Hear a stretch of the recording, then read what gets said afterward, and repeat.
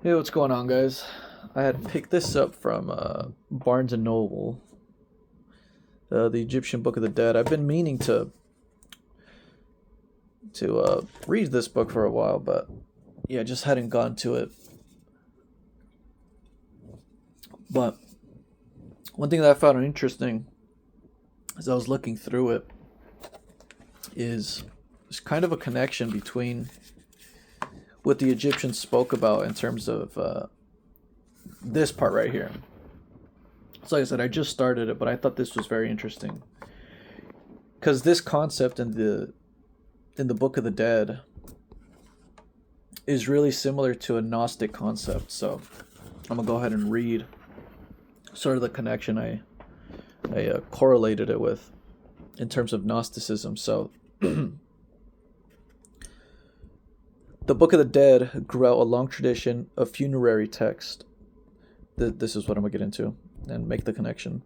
The first examples of which are known as the pyramid texts, because they were written on the walls of the burial chambers in the pyramids of the pharaohs of the Old Kingdom. The earliest known example was discovered in the pyramid of King Unas at Saqqara and dates from around 2345 BC. The purpose of the pyramid text was to help the deceased pharaoh take his place among the gods, and to this end they included hymns, prayers, and spells to ward off the dangers encountered in the afterlife. Initially, they were exclusively for royal use, but in the declining years of the Old Kingdom, the right to use them was assumed by regional governors and other high ranking officials, for they too wished to become identified with Osiris, who lived on as a ruler of the netherworld, basically hell. A new corpus of funerary text emerged during, or not really hell, but like the spiritual realm, we'll say. A new corpus of funerary text emerged during the Middle Kingdom. The coffin texts, which, as their name implies, were written on the inner surfaces of wooden coffins. These texts included spells drawn from the pyramid texts, plus many new compositions. Some of them also included illustrations. Illustrations. When coffins changed from rectangular wooden boxes to a shape that allowed the contours of the mummified body, the texts were written on a papyrus, which was rolled up and placed into the coffin with the deceased. Many thousands of these papyri were produced during the New Kingdom, by which time the Book of the Dead had passed into widespread. So it's basically explaining the origins, right? One thing that I found was interesting, though. Oh, well, actually, let me keep going right here. I'll skip to this part. The ancient Egyptians believed that the individual human being was a compound of several elements. However the fuck you say that. And then this is basically going over like the five traditional elements, right? Like um air, earth, fire, water, and fire. Right? So we're made up of these essences. One thing that I thought was interesting, or the connection to Gnosticism, was this concept of having to basically be initiated, so that when once you do die, right? Once you do go into the spiritual realm, how they were trained, they had rehearsed to say certain hymns, to say certain things, right? And they would basically rehearse this. And as we know, this used to be only part of the aristocracy of the Egyptians, but then it trickled down towards the common folk.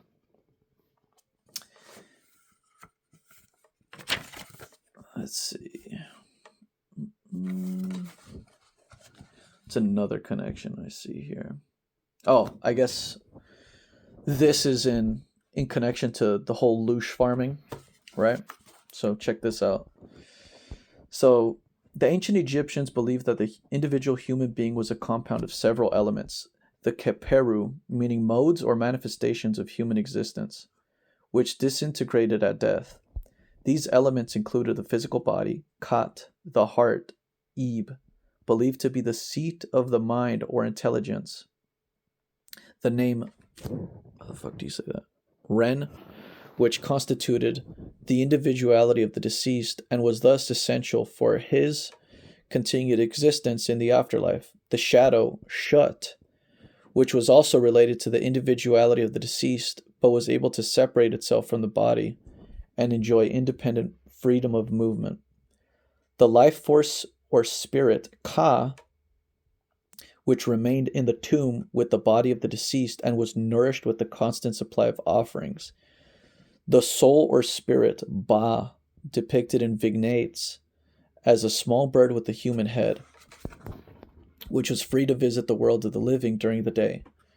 Returning to the tomb at sunset, the disintegration of these diverse elements were prevented through the mummification of the body, a process by which the deceased was transformed into a divine or spiritual form known as the sa. When the mummy was placed in the tomb, it was believed to enter the duat, or netherworld, where it underwent two ceremonial rituals, the weighing of the heart and the opening of the mouth. The first of these was a form of judgment of the life of the deceased, whereby his or her heart was placed in a scale and weighed against a feather symbolizing mat. So if we go here, okay, whatever. The ceremony was supervised by the jackal-headed Anubis and the ibis-headed Thoth, who wrote down the outcome. If the heart passed this test, the deceased would continue their passage through the duat. If it failed, it was eaten by Amit, the devourer. The second ritual, which was performed by a priest, involved touching the facial covering of the mummy with one or more ceremonial instruments, thereby unstopping the mouth, eyes, ears, and nostrils of the deceased so that they regained the use of these faculties.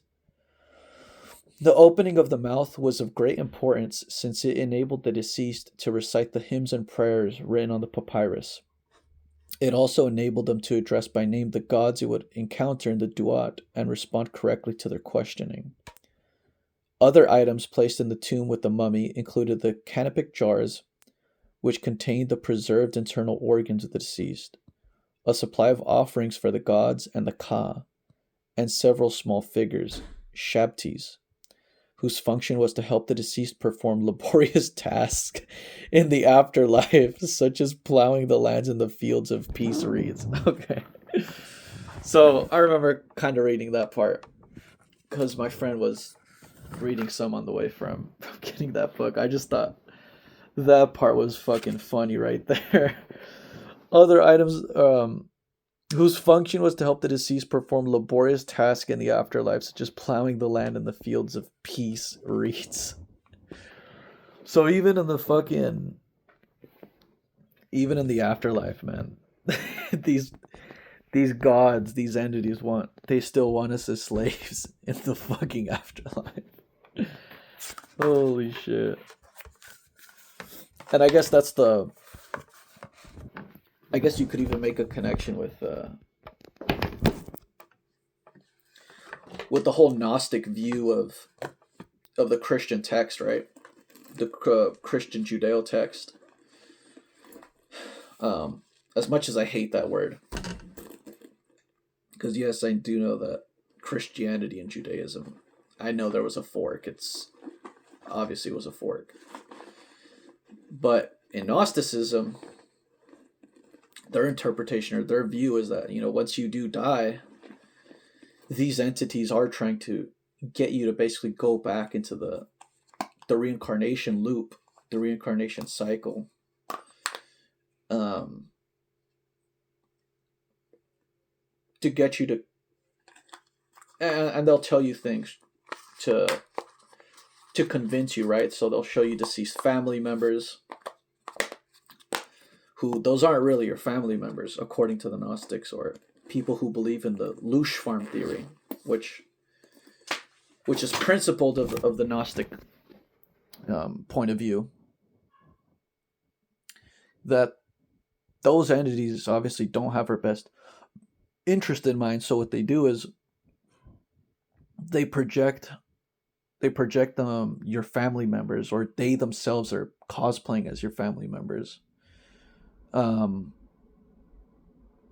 They'll show you the light at the end of the tunnel, which is the entrance to reincarnate into another flesh bag.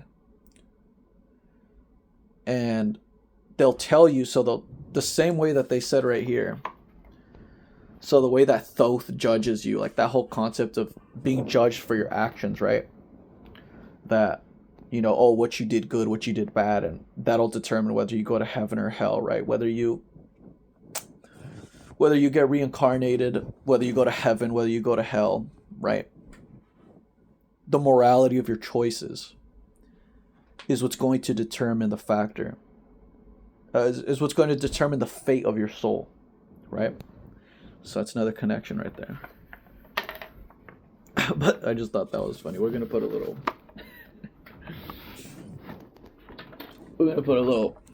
blue mark right there. Let's see, such as whose function was to. That's fucking funny.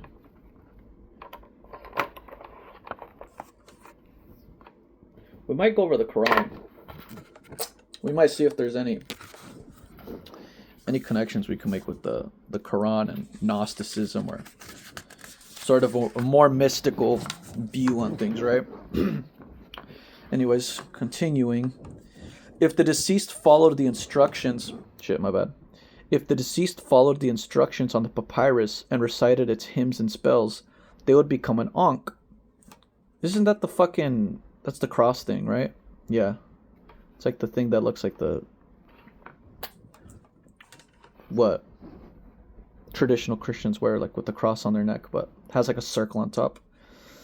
A blessed spirit, and leaving the mummy in the tomb, they would join the gods Osiris and Ra.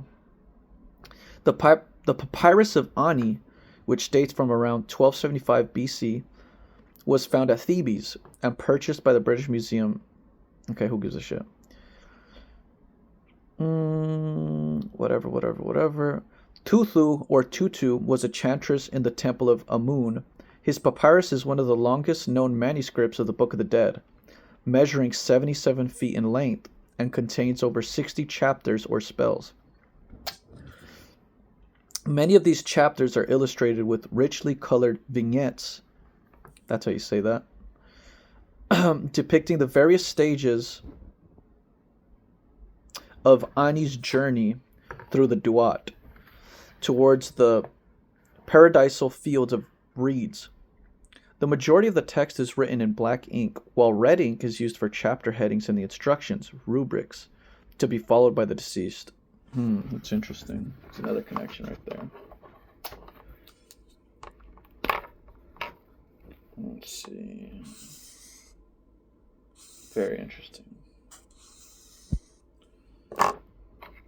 Because isn't the Bible written, like every time Jesus speaks, it's in red ink too, right? Alright. Whew, that Sharpie smells. God damn. The papyrus begins... Oh, excuse me. Let's just run that again. Okay. The instructions rubrics to be followed by the deceased. The papyrus begins with Ani, accompanied by his wife, offering praise to the sun god Ra and to Osiris, lord and ruler of the Duat. To the sun god Ra and to Osiris... Oh my god, I'm retarded. Subsequent vignettes show the ceremonies of the weighing of the heart and the opening of the mouth, Ani's funeral procession, and the placing of his mummified body in the tomb. Hold on, give me a second. Oh, my fucking neck. And his meetings with various gods in the course of his journey through the Duat, which would be like the spiritual realm, right? Or whatever the fuck, the astral.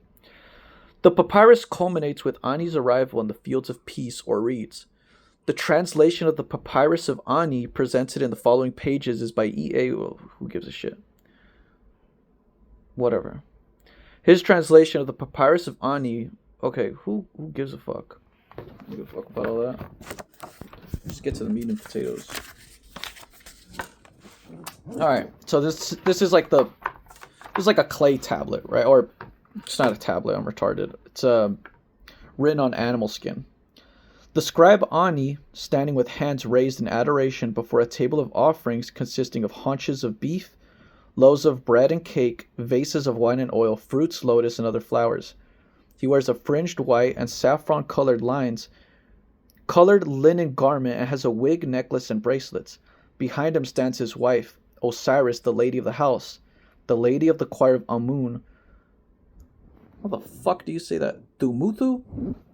Similarly robed, and holding a sistrum and a branch in her right hand, and a manat in her left. I do not know what the fuck a manat is. I have to Google that. But yeah, you can see a little visual piece right there. Those are the offerings, right? So it's sort of interesting, right? Because, ooh, that Zin hit. It just popped a Zin right now to lock in. So it's interesting because this whole concept of offerings, of material things, like for instance, when you, I'll elaborate more on that later, but this constant theme of giving, of exchanging things to entities, it's always interesting to me, right? Because there's obviously more demonic entities or evil entities. Because I think it is ignorant to say that all entities have it out for us humans, right? Like what the Gnostics say. Let's just put the Sharpie here real quick. So I get what the Gnostics mean by, in the spiritual realm, because in this carnal physical realm,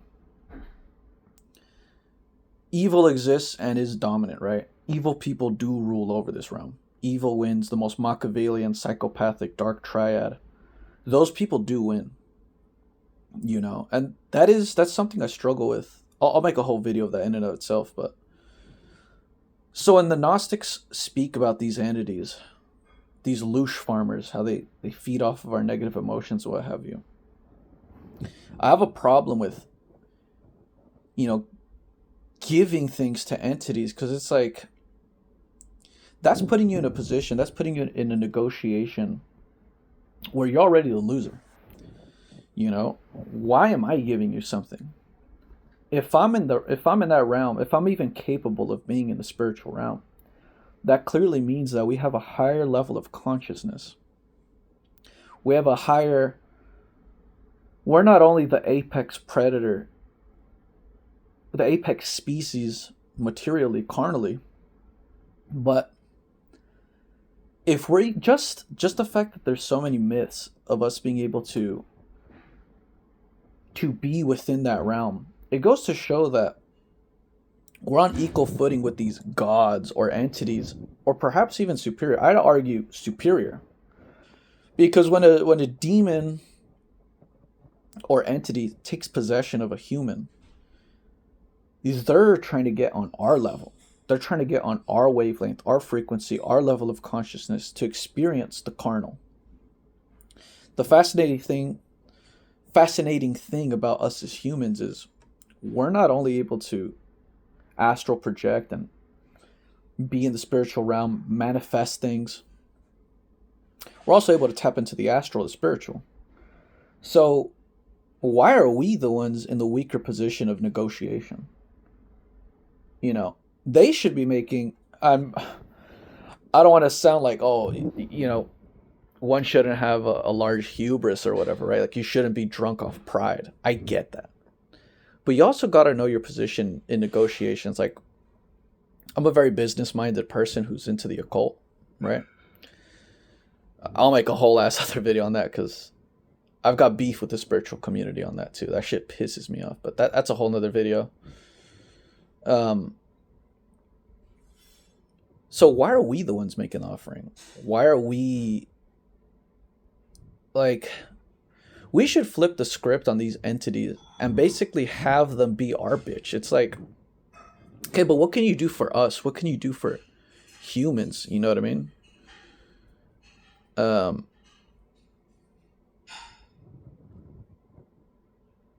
Yeah, moving forward.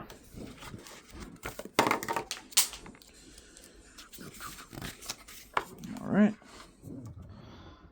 Those are the visuals. Okay. A hymn of praise to Ra when he riseth in the eastern part of heaven. Beholds Osiris, Ani the scribe, who recordeth the holy offerings of all the gods, who saith homage to thee, O thou who hast come as Capera. Capera, the creator of the gods, thou risest, thou shinest, making bright thy mother, Nut. Crowned king of the gods, thy mother Nut doeth homage unto thee with both of her hands. The land of Manu receiveth thee with content, and the goddess Mat embraceth thee at the two seasons. May he give splendor and power and triumph, and a coming forth as a living soul to see if Horus of the two horizons, to the Ka of Osiris, describe Ani triumphant before Osiris, who saith, Hail all ye gods of the temple of the soul, who weigh heaven and earth in the balance, and who provide food and abundance of meat. Hail Tutunin, one who provide food and abundance of meat. Hail Tutunin, one creator of mankind and of the substance of the gods, of the south and of the north, of the west and the east. Ascribe ye praise unto Ra, the Lord of heaven, the Prince, life, health, and strength, the creator of the gods, and adore ye him in his beautiful presence as he riseth into the Atet boat. They who dwell in the heights and they who dwell in the depths worship thee. Thoth and Mot both are thy recorders. Thine enemy is given to the fire. The evil one hath fallen. His arms are bound, and his legs hath Ra taken from him. The children of impotent revolt, shall never rise up again. The house of the prince keepeth festival, and the sound of those who rejoice in the mighty dwelling. The gods are glad when they see Ra in his rising. His beams flood the setteth forth. Shit, my bad. Oh, let's just go there. Setteth forth, and cometh unto the land of Manu. He maketh bright the earth at his birth each day. He cometh unto the place where he was yesterday. O mayest thou be at peace with me. May I behold thy beauties, may I advance upon the earth. As I smite the ass, may I crush the evil one. May I destroy Apep. In his hour may I see the obtu fish at the time of his creation, and see the ant fish in his creation, and the ant boat in its lake. May I see Horus in charge of the rudder, with Thoth and Mot beside him. May I grasp the bows of the Sekhet boat, and the stern of the Atet boat. May he grant unto the Ka of Osiris, Ani, to behold the disk of the sun, and to see the moon god without ceasing. Every day, and may my soul come forth and walk hither and thither, and whithersoever it pleaseth. May my name be proclaimed when it is found upon the board of the table of offerings. May offerings be made unto me in my presence, even as they are made unto the followers of Horus. May there be prepared for me a seat in the boat of the sun on the day of ongoing forth of the god. And may I be received into the presence of Osiris in the land of triumph.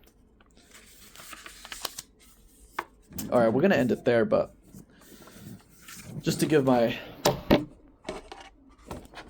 thoughts on the last portion of the first Paladi.